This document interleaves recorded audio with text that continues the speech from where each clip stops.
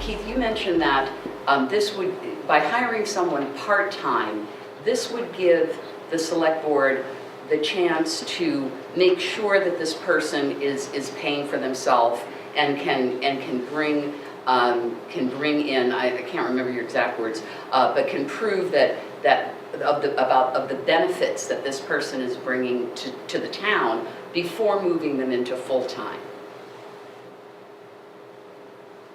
My experience is typically that people work for the low-hanging fruit, the stuff that has to be done immediately. You know, the roads, all of the stuff that you're doing. And so if a 25-hour person's job, 25 hours, a week job is going to be mostly focused on those things that have to be done today, I don't think you're going to see benefits other than the fact that you don't have to do them. Right, which is a big benefit, I think. But do you know what I'm saying? I mean, I don't know where that person would find the time to be able to go out and research grants and help move the community forward if all of their time is spent on operational things. So that's my concern, big concern about a part-time person. Mm-hmm. Mr. Barton. Okay, I think the select board has done a good job in Arlington in maintaining things here. It's a well-run town, and I'm very happy with that. I think we get a good bang for our buck. All of the things on that chart represent a direct involvement. You have to think about doing that. The way that the select board seems to run is a hands-off. Let it run. Well maintained, but let it run.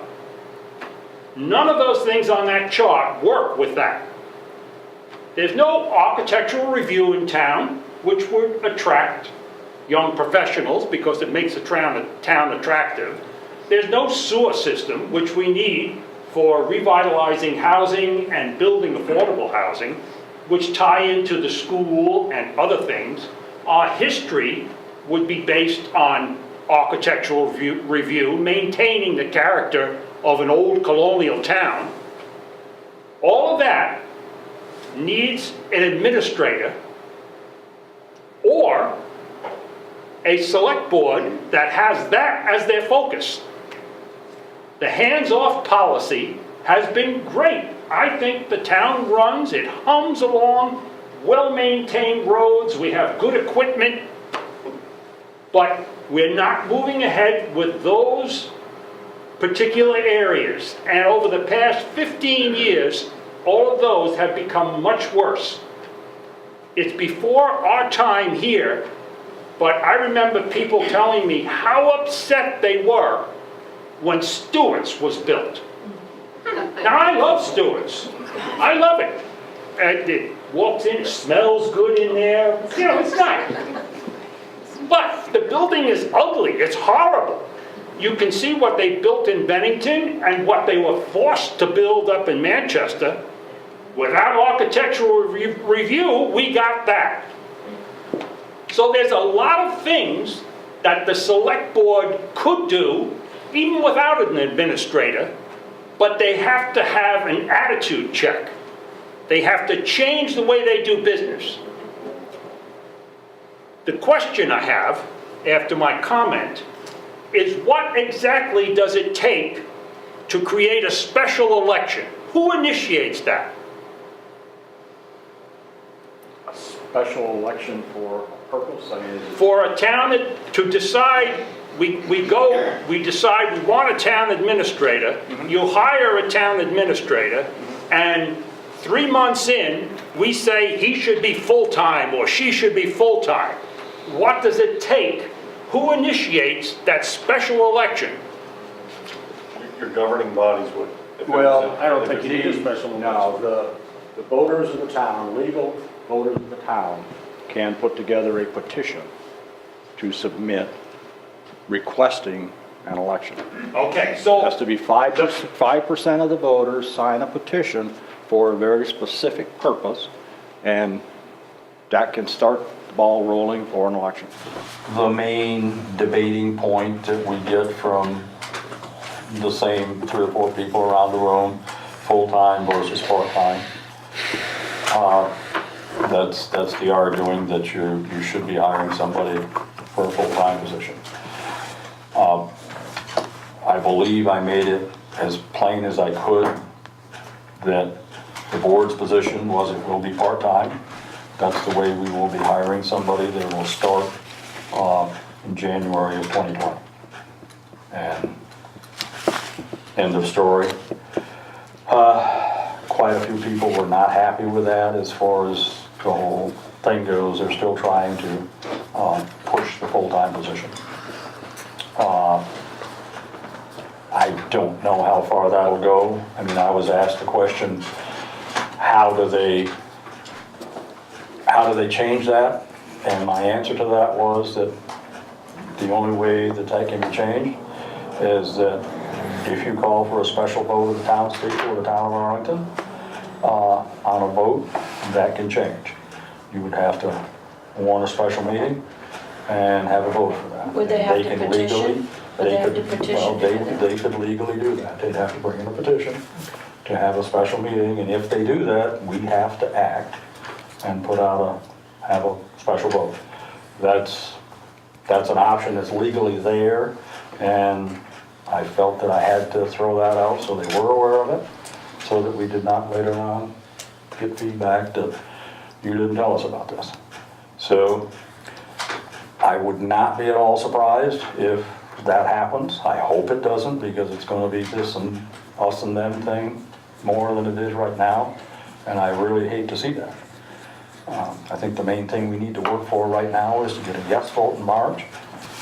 That's the first step, and we really can't do much until that takes place. That's right. That's, But They don't know when they won. I mean, we're gonna get a town administrator if the vote goes well.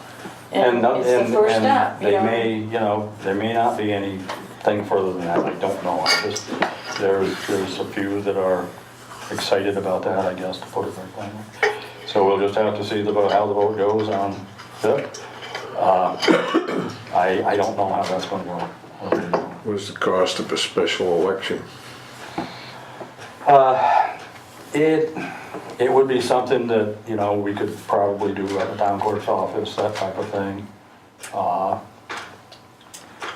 So, But they'd have to vote It'd be the money. minimal. They'd have to vote, you'd have to Right. vote the money too. You'd have to change the tax rate after we voted it, because. Well, it would depend on how the petition, Right. what it If said. it was for 2020, well, if it was for 2020, I guess they wouldn't have to, because we're not voting the money, that's right. Right, we're just voting the I forgot, position. I forgot. Yeah. I forgot. I mean, like, And interestingly enough, the position that they used as their model was the one from Guilford, where the woman started part-time and worked Right. into a full-time position. Right. That's kind of the track we're taking here. And I don't see that 9 months is gonna make a huge difference one way or the other. It's not like they're gonna come in and wave a magic wand and everything's gonna get fixed. It's not gonna happen that way. There's gonna be a learning curve that's gonna take the person 6 months to get through at least. Maybe a year. Maybe a year. maybe a year and 6 months. Yeah. But, So, I mean, right now, March 5th, a yes vote, that's what hopefully everybody That's the- is working for. we don't get past that, we're stopped. We'll back up and reach out. yeah, it's gonna be a mess, Well, frankly. not really. I mean, like I said, we can make it work. We may change things a little bit, but we can make it all work. It's just how it works. But if it's a no vote, it's a no vote. That's what the people want, you gotta live with it. Yeah. It's not what we want right now, but that's up to the voters. And, that's a point they're missing. You've got 20 people dictating, or trying to, and I'm in front of a camera and I know it, but trying to dictate what the rest of the voters are gonna do, and I don't think they understand the situation as far as the town goes. But even aside from that, I think it's usually better to take things step by step, Exactly. you know, and then you evaluate as you go along. And I understand there are a lot of possibilities here, but it's not gonna be a problem if we take a little while to get there. Yep. So, anyway. So we'll see how it works out. So there is another meeting, next Monday night, 7 o'clock. I would expect it'll be the same old thing. So hopefully a few people will turn out.